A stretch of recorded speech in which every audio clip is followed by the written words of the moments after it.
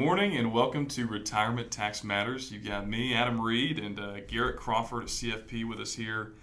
We love to talk about different advanced tax planning tips, tricks, some education for high net worth retirees. As you guys probably already know if you've seen an episode before, follow us along on Apple Music, Spotify, YouTube, like, subscribe, all the different things you can do. Help us out and help us get in front of more people. Subscribe to every single platform Turn out there. on notifications, turn on text message. We will blow up your phone.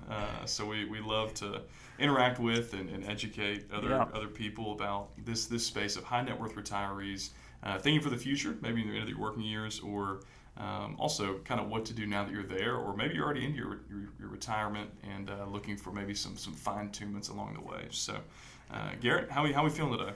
I'm doing pretty good. I'm ready to hop into this. Yeah, we got some fun stuff today. I think one of the things that's maybe surprised me, being a younger guy in the industry, I think the average age of an advisor in America is like 59 or something. Yeah. And so I'm a couple years younger than that, and so just don't have all this excess stuff to be giving. And so I was really surprised when I got into the industry of just how many people are charitably minded, whether that's to church, whether that's to Native American reservations, whether that's to, fill in the blank. I mean, there's a million different places where you can send your money and make an impact with the money that you've accumulated over your life, and especially for some of our high net worth retirees. Yeah. And I think alongside that, and kind of the tagline for this today is maximize your giving, minimize your taxes.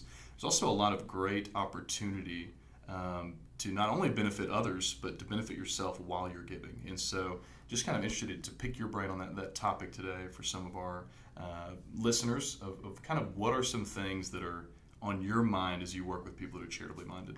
Yeah, and I was just thinking, we've talked about this and we've laughed about it before. It's kind of a total tangent, but I worked for my church for a little while in college, and so I was raising support and from different people. And I remember that catch-all phrase is like, your giving is tax deductible. And in my mind, that was like, it just meant like money was free. And sometimes, you'll talk to people that are, you're donating to, or organizations. And, I don't want to actually automatically assume like everybody even knows what that means. Like, your charitable deductions are tax deductible, because we live in an environment right now where for some people it is. I think for the kind of target demographic of who we're doing this Retirement Tax Matters platform for, higher net worth retirees, it is going to be impactful, because a lot of you, if you do giving, are probably going to be doing itemizing your deductions.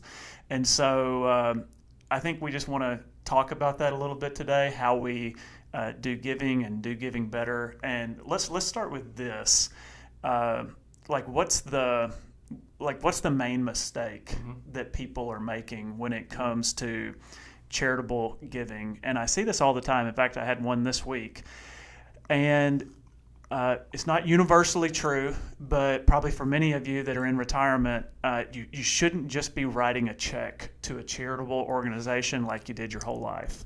And so even then, I'm kind of dating your generation and my generation. Checks have always been a thing in the past. You fill out your checkbook, you give it to the organization. Those are kind of a dying trend. Maybe you're doing it online, but my mom still balances her checkbook every month. It's always cracks me up. I'm like, just check your app online. She's like, what if they made a mistake? I'm like, all right, well, you're probably right. So it's fun to watch. So checks are ingrained in our mind. And I bet for many people that are out there that are retirees, you have written probably many checks, whether it's to your church, whether it's to Habitat for Humanity, you name the organization, but you had written a check. And I like to tell people, let's remember where that money that is sitting in your bank account that you write a check for, where did it come from?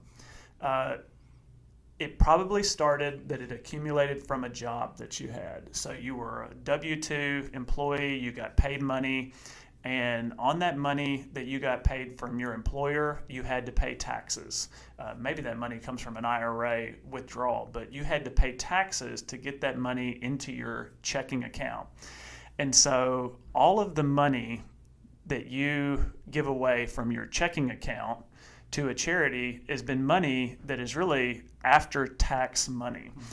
And so, I'm drawing a blank. I'm going from memory here, but quite a few years ago, it was before 2020, I think, Congress made permanent something called a qualified charitable distribution. We may go into that here in a little bit, and we'll probably do a whole episode on qualified charitable distributions in the future. But what that did is it really, if you're a retiree and you're over age 70 and a half, you should strongly reconsider if you are donating to a charity from your checking account. And instead, if you have an IRA, a traditional IRA, money that is pre-tax, you probably should be giving to those organizations from your IRA instead of your checking account, because the IRA money that you have that's growing and accumulating, you haven't paid tax on that. So that money went into the IRA tax-free, it's growing, tax deferred, and if you can pull money out of an IRA and give it to a charity, that's better than using your money in your checking account, because that IRA money has not been taxed yet. You're avoiding taxes.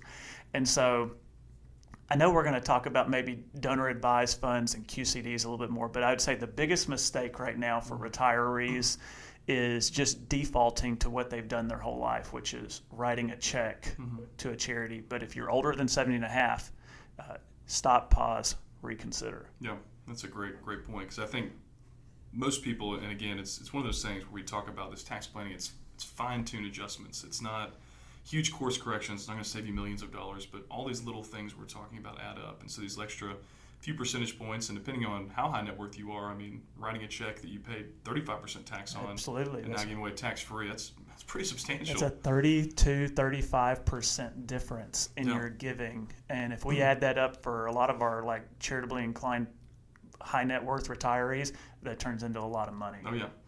So, and I think what you touched on, the QCDs and the donor advised funds, I think maybe a good segue into those things is, when would you use one versus the other?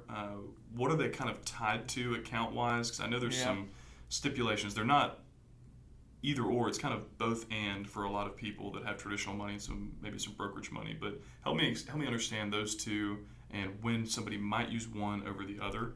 And maybe if there's any stipulation that QCDs are 70 and a half, do donor advised funds have any age limits on them? Kind of give us a crash course. Yeah, we're going to give a high level here. And so I would say most people, most retirees, at least if you're somebody that gives a lot, you've probably heard from a friend this idea of a QCD. And I bet even a lot of people that listen to this podcast, a donor advised fund is something that you've heard of, but this might be the very first time that they've heard of a donor advised fund. Sometimes we call them a DAF, a DAF. And the QCD is easier to explain. The donor advised fund is more complicated, but for our higher net worth clients with appreciated securities, it's a great tool, and they are becoming increasingly and exponentially more popular over the past few years. So let's start with the QCD, because they're appropriate at different times.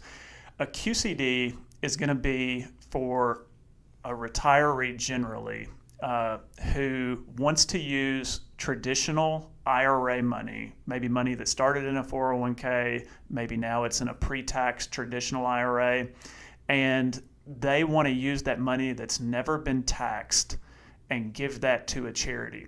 As long as you're 70 and a half, and as long as you mail the check directly from your custodian, like we use Schwab for our clients. So as long as the check comes directly from Schwab to the charity, that QCD gets to do a few things. The first thing is it gets to leave your account tax-free, meaning it doesn't show up on your tax return. You don't have to pay taxes on it. It goes to the charity tax-free. The charity does not have to pay taxes on that. And then the big bonus for a lot of our retirees who don't need all of that required minimum distribution after age 73, a QCD can also count towards your required minimum distribution. So we have a lot of clients, and there's probably a lot of high net worth retirees out there. Maybe your RMD is, $60,000, $70,000, $80,000, but you just don't need it all. A QCD can make a lot of sense if you do any charitable giving. Don't give it from your checking account. Instead, give that difference between what you need and your required minimum distribution, use that as a funding source. And so for QCDs, there is I think it's $102,000 limit this year. If it's something different, we'll put some corrections down there. But it's going up by inflation. But you can give up to $102,000 in a QCD to a charitable organization per year. And it can be an amazing way to not pay tax if you're at the 35%. So that's a QCD. And almost everybody should be aware of that. And my other little asterisk there is that sometimes people will be taking a standard deduction. Maybe you don't give as much. A QCD can still be like a simplifying way to give, but you just kind of need to look at your individual circumstances. Right. The other one, the donor advised fund. So whereas the QCD is great for pre-tax traditional IRAs, the donor advised fund is really going to become a great tool in your tool belt. If you have an investment account, it's not an IRA, it's a brokerage account. Sometimes we call them taxable accounts, but it's an account maybe, and I see these a lot with higher net worth people, but maybe they bought a bunch of shares 20 years ago. They were of the intention, I don't like to sell shares, I just want to see those things grow and grow and grow. And so like an example here would be somebody, let's say you bought Apple stock when I was in college in 2006, it was low, and it's just grown. Let's say it was $100,000 you bought, and now it's $500,000. I don't know the math and what it really would be, but let's say you bought it at $100,000 and now it's worth $500,000. You're surprised at the growth, but if you hold that Apple stock in a brokerage account, if you just went in and sold all of that Apple shares because they're having a rough year, are they going to catch up with the AI? You're kind of not bullish about their future.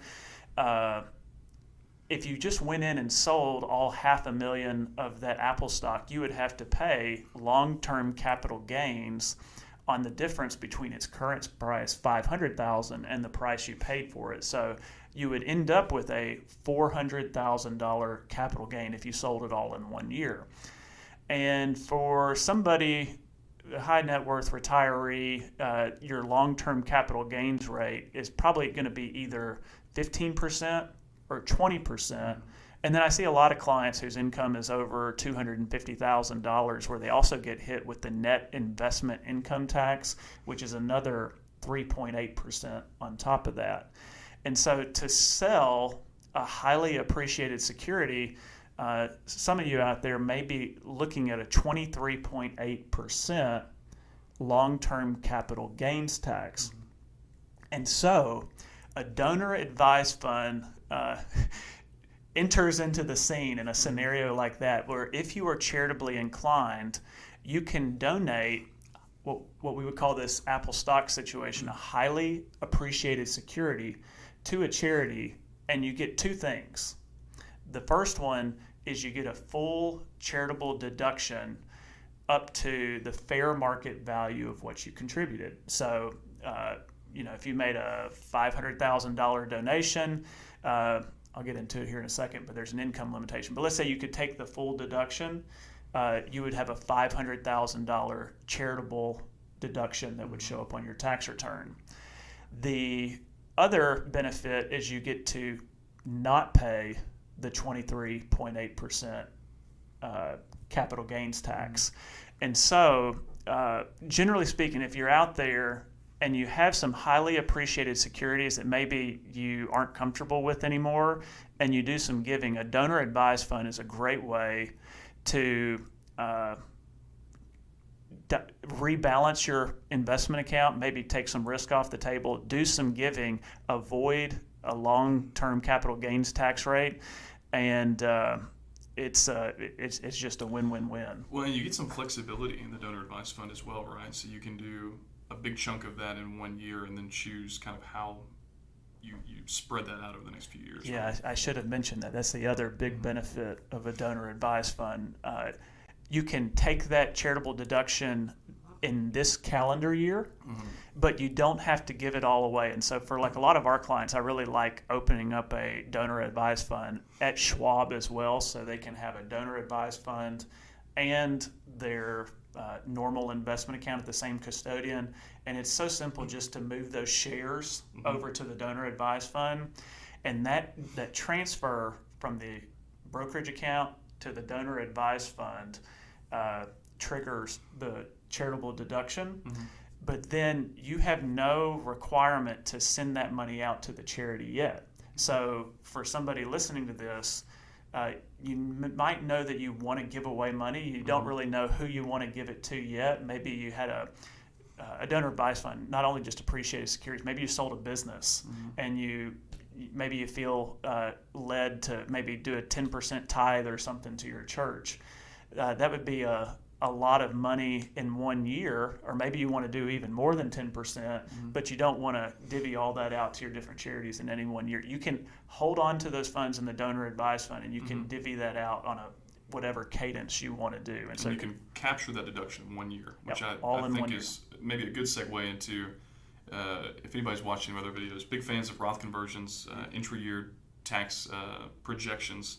And so how, when we're thinking about donor advised funds, QCDs, I think specifically donor advised funds, how does that roll into or play into what we're doing year by year to help our high net worth clients make good decisions on how to maximize their giving and minimize their taxes? Yeah, so like the catchy headline here is, what if you could give money to charity, but also increase the amount that you can get into Roth IRAs? So here's how that works. And I had a client, it was last year, where this was really appealing.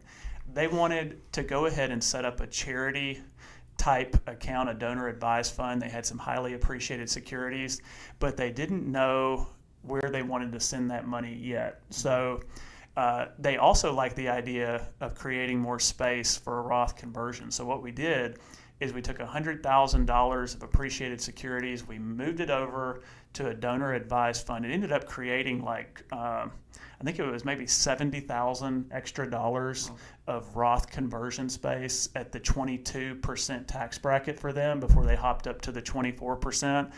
And we were able to get more money into the Roth IRA via Roth conversion, doing something that they wanted to do, which was give money to charity.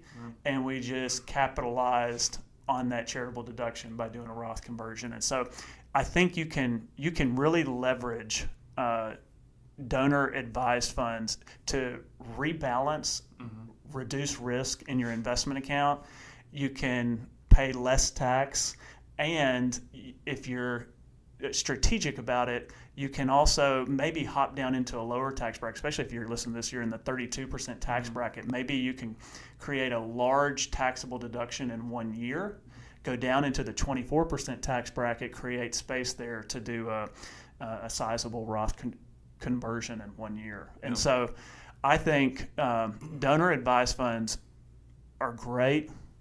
Most people really don't know how they work, and it's just a matter of looking at your unique situation and figuring out how to maximize that. It's one of those things that you always say it's hard until it's not. And I feel like donor advised funds are one of those things that it feels like so much to understand, but once you can kind of boil it down and wrap your mind around it, it seems like, hey, this is a great opportunity if we're charitably inclined to help other people, send money in different directions, and also benefit yourself. It's kind of a win-win for people that can kind of get their mind wrapped around it and implement it inside of their plan. Yeah, and I had one just this week. I drew it all on the board trying to help them see how it was going to work. And at the end, I said, you know what? I know this is kind of complicated, but I think as soon as you open that donor advised fund and you transfer securities in there, it's going to click. And actually, one other great thing about donor advised funds, and for a lot of our listeners, if you've ever given money to charities, you can sometimes be harassed year after year after year after year as they know that you're a donor, and you start getting mail from everybody. I've seen it. A donor advised fund also allows you to give anonymously. A lot of these charities are already built into their systems like Schwab, and you can send a check. It won't include your name, so you can support a cause without feeling like you're signing up for an eternal donor list. And for a lot of clients, that has real value. One thing that I want to mention here with the donor advised fund, there are AGI limits. I don't remember them off the top of my head. I think it's like 30% of AGI limit for securities that you donate. So there isn't like an upper bound of how much you can contribute each year, and it's based on your AGI. And that's different than if you contribute cash. I think cash right now is a 60% limit of AGI. And so sometimes you may want to give a whole lot, but you're going to be limited by that AGI rule. But if you give more, you get carryovers into future years. So sometimes an important limitation, but the higher your income, you sell a business one year, and usually the opportune times to do a donor advised fund, your income will spike, which will allow you to do more of a donor advised fund contribution. Yeah, that makes sense. I think kind of the last thing on my mind is One Big Beautiful Bill Act was signed earlier this year. Is there anything in there that we need to be aware of, that our viewers need to be aware of moving into the end of 2025 and into 2026 concerning some of the charitable giving and how it could impact their planning? Sure. So much going on in the world. I almost forgot about the One Big Beautiful Bill. Okay, so here's what you need to know. And I'm going to assume for a couple seconds that let's say you have a pretty high income compared to your peers, and I'm just thinking somebody that's got a, maybe even $500,000 a year income up to way above that. There has been a trend culturally with inside Congress, with inside lawmakers, that they're kind of coming after you. They would say that the rich need to pay their fair share, and that line in the sand really has been for a married filing jointly household that's above $400,000. If you're in that area, you probably noticed that you're kind of in the crosshairs. And so for people that are multi-million incomes, 100 million, I kind of get it. But I could also argue why maybe it shouldn't go that way. But I feel like the people that are most impacted by these new rules are the people that are on the lower end of what they're defining rich. So let's call it 400 to 700,000 of income. Not a lot of people out there, but there's still quite a few, and I'll come across them every now and then. There were two new laws in the One Big Beautiful Bill that were targeted at you. And they're actually going to sound kind of bad, but I really think in the grand scheme of things, it's not going to change your charitable giving strategies that much. And I just don't think it's going to make a huge difference in your life. The first one is for some of our high net worth retirees, you're going to come across this thing called the 0.5% or 0.5% AGI floor limitation, which means whatever your AGI is for the year, if you multiply that, or maybe you just want to call it your total income if you don't want to think about AGI, take that and multiply it by 0.5%. And if you're itemizing your deductions, meaning you're above the standard deduction, you before you can itemize your deductions, you have to get over 0.5% of your income. And so I ran this the other day for a income client that was over $1 million a year, kind of close to $2 million, and we were talking, maybe it was like an extra $1,500 that he wasn't going to get to take on his income tax. And so $1,500 is a lot of money, but in the grand scheme of somebody with that much income, it really doesn't move the needle. So it's kind of one of those laws that feels like it has a lot of teeth, but when you run the numbers, it's not that big a deal. The other one for high income people would be if you're in like the 37% tax bracket or above, you're going to be capped at taking a 35% charitable deduction. And so not that many people out there that are in the 37% and above, but if you are, when you go to do your charitable deductions in 2026 and beyond, you're only going to be able to take a 35% tax deduction on those givings. And so that was for all you kind of very high net worth, high income people. The other rule that affects almost everybody else is something that's actually kind of cool. And I don't know if you're listening to this, if you remember back in 2020, there was this little tiny tax rule that said, and it was to encourage extra giving during the time of the pandemic. And they allowed people to, even if you took the standard deduction, you could also add on top of that, I think it was $300 of charitable giving that you gave that year. So if you gave $300, you could take another $300 off. That rule is back for 2026 and beyond. I can't remember if it's permanent or not, but it is back for 2026, and it's a little bit higher. So if you're a single person, you can deduct an additional $1,000 above the standard deduction limit, and if you're married, it's $2,000. And so the main thing here is starting next year, maybe you've never kept receipts because you've always been under the standard deduction. Starting in 2026, if you do $2,000 worth of giving, you can deduct an additional $2,000. If you do $5,000 of giving, you're only going to be able to deduct $2,000. So kind of cool change, I think, to encourage people to give a little bit more to charities. And, pretty technical topic today, but I think it's a huge issue for the type of people that we're helping on this podcast. And if you've never done a deep dive in that, I say two things. One, you should, and two, stick around because we're going to be talking about it more. Yeah, absolutely. I think we covered a lot of ground today, and I think exactly what you just said. Hang around. Check out our website. retirementtaxmatters.com is a place to submit a question if you want some more clarity on a topic. If you're saying, hey, this donor advice fund sounds interesting to me, but I didn't quite understand this, submit a question. Maybe we do an episode on it. Maybe we respond with an email. But we're here. We want to educate people and help people feel more confident in their future and their retirement planning in decisions they're making coming down the pipe. So appreciate you guys following along with us. I'm Adam. This is Garrett, our CFP, and appreciate you guys for tuning in to Retirement Tax Matters. All right. See you next time. Thanks so much for listening to Retirement Tax Matters. As always, the ideas we share here are for educational purposes, and we do our best to get it right, but this isn't a substitute for specific tax or financial advice because a truly effective strategy is always built around your personal situation. For more resources and to see our full disclosure, visit us at retirementtaxmatters.com.